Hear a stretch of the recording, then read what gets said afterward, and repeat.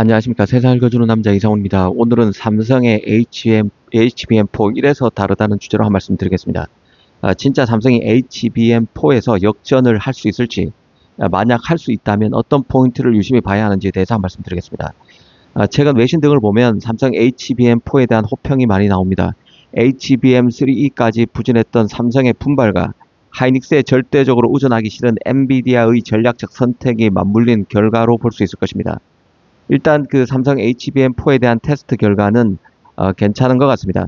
엔비디아 실무진이 최근 삼성을 방문해서 HBM4 시스템 인 패키지 테스트 결과를 공유했는데요. 이 과정에서 삼성 제품이 구동 속도와 전력 효율에서 메모리 업체 중 가장 좋은 성적을 냈다는 게 핵심이죠.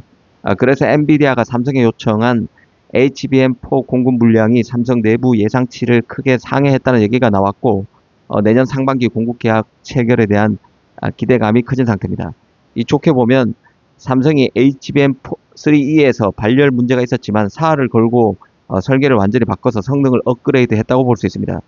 특히 잘 봐야 하는 게 HBM4부터 커스텀 HBM 성격이 강해진다는 점에 있습니다. 이 고객사의 요구에 맞춰서 HBM을 만드는데 삼성의 경우는 메모리 파운드리 패키징을 모두 직접 하는 것이죠. 이른바 턴키 능력이 있기 때문에 엔비디아 입장에서 전력, 비용, 모든 측면에서 최저가 효율이 높았을 가능성이 큽니다. 무엇보다 전력 효율 면에서 엔비디아의 차세대 GPU 루민에 가장 적합하다는 평가를 받은 것으로 볼 수 있습니다. 하지만 이런 평가도 곧이곧대로만 봐서도 곤란한 측면이 있죠.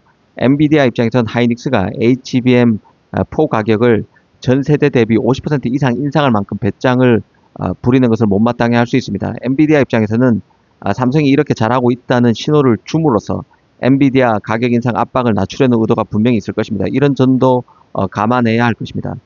분명한 것은 엔비디아의 정무적 판단, 즉 리스크 분산 목적으로 삼성을 키워줄 의도가 있다는 것이고, 또 한편으로는 엔비디아의 삼성에 대한 호평이 단순히 가격 후려치기용 립서비스로만 보기에는 이번 HBM4 성능 지표가 꽤 구체적이란 사실에 있습니다. 삼성이 전력 효율 분야에서 반전을 만들기 위해서 절치부심했음을 잊어서는 안 된다는 생각입니다. 특히 파운드리와 메모리를 모두 가진 삼성의 장점을 살려서 로직 다이 공정 등에서 기술적 완성도를 끌어올린 결과가 실제 수치로 나타나고 있다는 생각입니다. 사실 오늘 집중적으로 하고 싶은 얘기도 이쪽 부분인데요. 삼성 입장에서 HBM4가 좋다는 것은 기술적으로 이전 HBM이 좋다는 것과는 무게감이 다른 얘기입니다. HBM4부터는 메모리가 연산의 일부를 담당합니다. 로직 칩의 기능을 일부 맡는다는 뜻이죠. 베이스 다이 내재화가 가능한 삼성과 TSMC에 의존해야 하는 하이닉스 마이크론과의 확연한 차별화가 바로 HBM4부터 시작된다는 뜻입니다. HBM4부터는 삼성의 경우 자체 파운드리를 보유하고 있는 점이 거대한 장점이 되는데요. 특히 비용 측면에서 그렇습니다. 하이닉스나 마이크론은 베이스 다이 생산을 위해서 TSMC에 비싼 위탁 수수료를 지불해야 합니다. 심지어 베이스 다이 제작 노드가 훨씬 낮은 노드여도 그런 것이죠. HBM4 전체 단가에서 베이스 다이가 차지하는 비중은 약 20%대로 보는데, 삼성은 이를 내부에서 해결함으로써 마진율을 훨씬 높이거나 역으로 공격적인 가격 책정도 가능할 것입니다. 이는 설계 최적화에도 유리한데요. 메모리 설계팀과 파운드리 공정팀이 한 회사 안에 있기 때문에 베이스 다이 로직 기능을 GPU 요구사항에 맞춰서 훨씬 빠르게 최적화할 수 있습니다. 최근 엔비디아가 삼성의 HBM4 성능을 높게 평가한 배경에도 이러한 수직 계열화의 효율성이 한몫했을 것으로 봅니다. 이 하이닉스로서는 앞으로 수익성 압박도 클 수 있습니다. TSMC의 첨단 공정 비용이 워낙 높다 보니 하이닉스는 최근 엔비디아와의 가격 협상에서 HBM4 가격을 이전 세대 대비 50% 이상 인상해 달라고 요구한 것으로 잘 알려져 있죠. 엔비디아가 삼성에 힘을 실어주지 않을 이유가 없는 것입니다. 굳이 말하면 HBM3E까지는 이 잘하는 것, 메모리에만 집중하자는 하이닉스 방식이 더 좋았다면 HBM4부터는 로직 공정이 중요해지면서 다시 삼성의 IDM 모델, 종합반도체 모델이 빛을 발하는 국면입니다. 더구나 엔비디아뿐만 아니라 애플, 구글, 메타, MS, 아마존 같은 빅테크들이 자체 AI 칩을 설계하기 시작하면서 비용 절감과 공급망 다변화 니즈도 갈수록 커지고 있습니다. 특히 빅테크들의 TSMC 탈출 욕구는 어마어마할 것으로 봅니다. 전 세계 AI 칩의 90% 이상이 TSMC에서 만들어지는 상황입니다. 빅테크들이 자체 칩을 설계해도 생산할 곳이 TSMC 뿐이라는 건 엄청난 리스크죠. 더구나 TSMC가 현재 독점 지위를 이용해서 매년 공정 단가를 크게 올리고 있기 때문에 더 그렇습니다. 특히 그 HBM4부터는 빅테크가 설계한 로직을 베이스 다이에 직접 심어야 합니다. 삼성을 이용하면 설계 지원, 파운드리 생산, 메모리 적층, 첨단 패키징을 한 곳에서 해결하는 원스톱 솔루션이 가능해져서 비용과 시간을 획기적으로 줄일 수 있는 것도 강점이죠. 이 HBM의 기술적 트렌드도 삼성에 유리하게 돌아갈 것으로 봅니다. HBM4와 4E의 경우는 베이스 다이의 로직화가 시작되는 시점인데요. 삼성이 파운드리 역량을 입증하는 시험대가 될 것입니다. HBM5 이상부터는 메모리와 연산 소재가 더 밀접하게 결합되는 프로세스 인 메모리 형태의 기술이 본격화될 가능성이 큽니다. 파운드리와 메모리 기술을 동시에 수직 계열한 삼성에게는 강력한 동부대가 될 수 있습니다. HBM4의 베이스 다이는 사실 일반 로직 칩과는 수율의 그 성격과 난이도는 다르다는 점도 머리에 둬야 하는데요. 이 베이스 다이는 일반적인 로직 칩에 비해서는 상대적으로 수율 확보가 쉽다고 볼 수 있습니다. 스마트폰 AP만 해도 그 수십억 개의 트랜지스터가 초밀집돼서 복잡한 연산을 수행하지만 HBM4 베이스 다이는 주로 데이터의 통로, I/O와 전력 관리, 컨트롤러 역할에 집중하기 때문에 그런데요.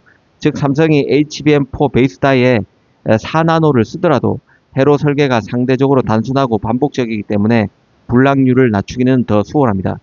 또 다이 사이즈도 일반 로직 칩보다 훨씬 작기 때문에 웨이퍼당 생산량이 많고 수율 관리도 용이한 측면이 있습니다. 하지만 그래도 베이스 다이의 수율은 매우 중요한데요. 왜냐하면 HBM은 베이스 다이 위에 12단, 16단의 D램을 쌓는 구조입니다.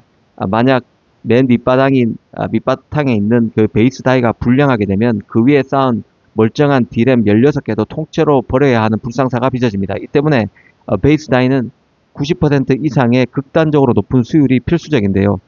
그런데 삼성의 4나노 베이스 다이 수율이 90%를 돌파했다는 얘기도 나오고 있는 상황입니다. 긍정적인 대목이죠. 여기서 또 봐야 할 게 삼성은 4나노에서 베이스 다이를 만들지만 하이닉스와 마이크론은 주로 TSMC 12나노를 쓰고 있습니다. 삼성의 4나노는 12나노 대비 전압을 더 낮게 가져갈 수 있는 노드입니다. 기본적으로 AI 가속기는 열과의 전쟁인데요. 베이스 다이에서 열이 덜 나게 되면 그 위에 쌓인 D램들이 더 안정적으로 돌아가고 전체 시스템의 에너지 효율이 좋아집니다. 특히 HBM4부터는 베이스 다이가 단순한 통로 역할만 하는 게 아니라 데이터 연산이나 제어 기능을 갖는 로직 다이로 변합니다. 삼성 4나노는 똑같은 면적에 더 많은 트랜지스터를 집어넣을 수 있는 것이죠. 반면 TSMC 12나노는 4나노에 비해 넣을 수 있는 회로 양이 제한적입니다. 복잡한 기능을 넣으려면 칩 크기가 커져야 하는데 HBM 구격상 크기를 무한정 늘릴 수는 없습니다.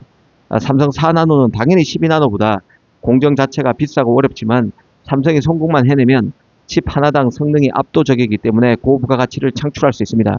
삼성이 파운드리를 직접 하기 때문에 마진 구조에서 유리합니다. 12나노는 성숙한 공정이라 TSMC의 수율이 매우 높고 가격이 싼 것이 장점이겠죠.